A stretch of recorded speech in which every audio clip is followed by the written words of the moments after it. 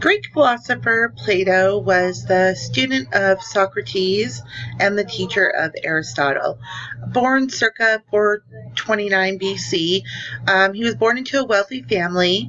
His name means high forehead, and he was also one of the founders of philosophy of ancient Greece. His writings explored justice, beauty, and equality, and also contained discussions in aesthetics, political philosophy, theology, cosmology, epistemology, and the philosophy of language. Plato, one of his big accomplishments was founding the academy in Athens, which is one of the first institutions of higher learning in the Western world. He died roughly around 347 BC.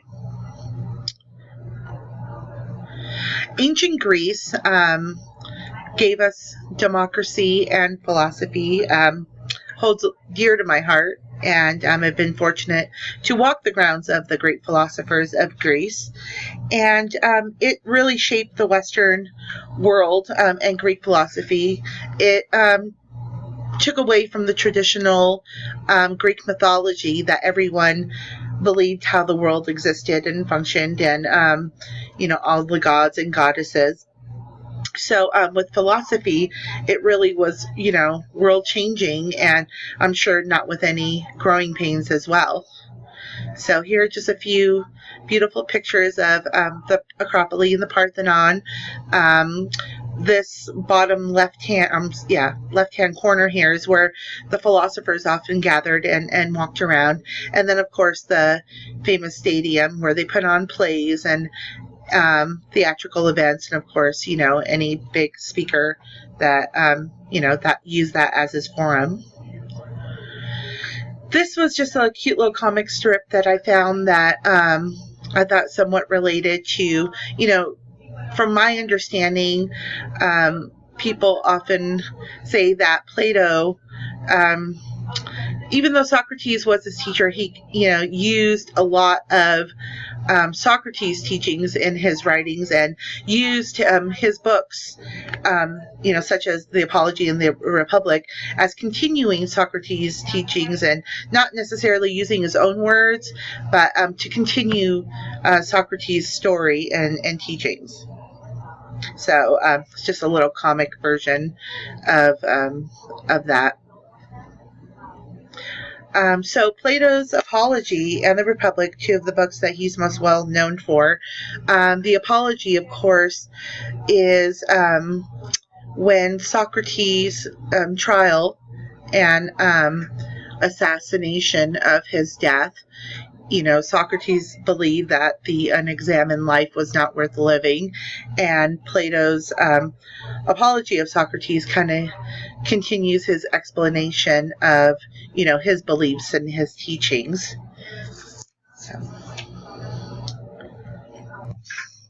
So here's another cute little comic strip I found regarding Plato's cave, and of course this was a fashion version of what the cave represents. But basically, Plato's allegory of the cave is one of the best known, most insightful attempts to explain the nature of reality.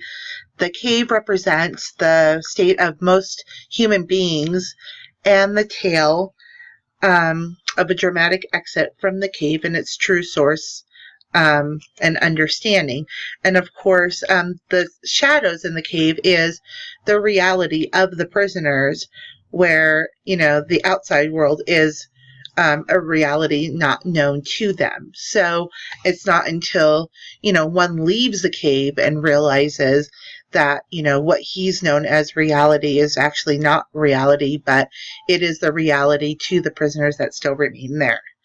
So it was pretty interesting, and I like the whole scarf motif. So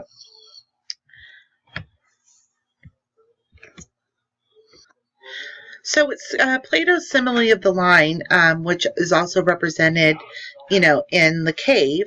The cave basically represents the world of senses. The prisoner would be the people who believed secondhand. The images on the wall were just an illusion for the prisoners. The fire would be the physical sun, more generally what enables us to have the sense experience. Seeing the fire and the people on the road would be the belief. Outside the cave was the intelligible world and the reality. The prisoner dragged outside the cave is the philosopher. Objects outside the cave would be considered the forms. Looking at the reflections of objects outside the cave is the reasoning. And the sun represents the form of God. So lastly, there's a lot of, famous sayings and some current that, the philosophers were the first to say, and a lot of us didn't even realize that, they came from such famous philosophers from, 2,000 years ago and more.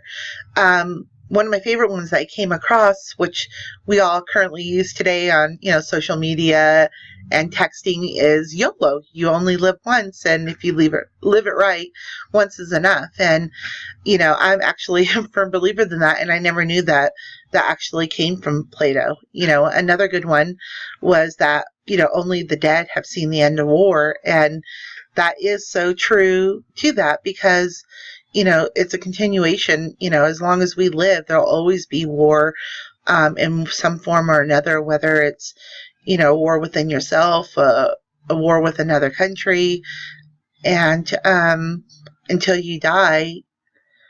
Then again, who knows what the afterlife is like, but, with this specific saying, until you die, you really don't know what the end of war is like. So this is my presentation on Plato.